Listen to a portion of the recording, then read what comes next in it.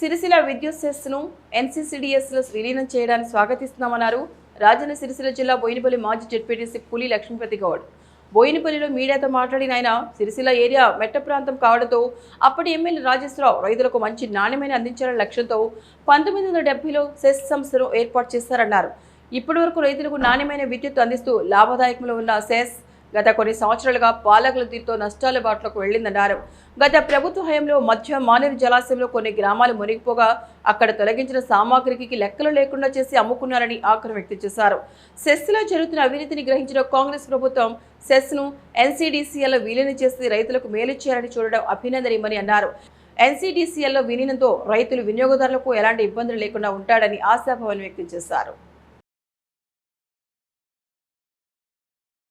మన సిరిసిల్ల జిల్లా గతంలో తాలూకాగా ఉండే అయితే శ్రీరామ్ సాగర్ ప్రాజెక్టు సంబంధించిన నీళ్లు గ్రావిటీ ద్వారా సిరిసిల్లకు అందని పరిస్థితుల్లో ఈ ప్రాంతం అంతా ఇది మెట్ట ప్రాంతం.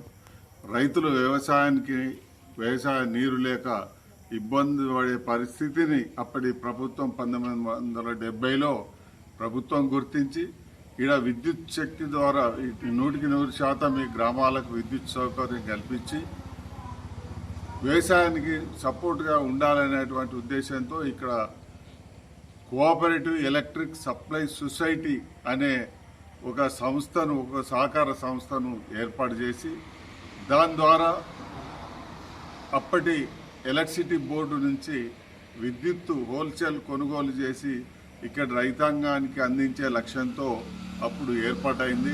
ఇవాళ ఈ సెస్కు ఒక దాదాపు 3,20,000 మంది సభ్యులు కలిగి ఉన్నారు.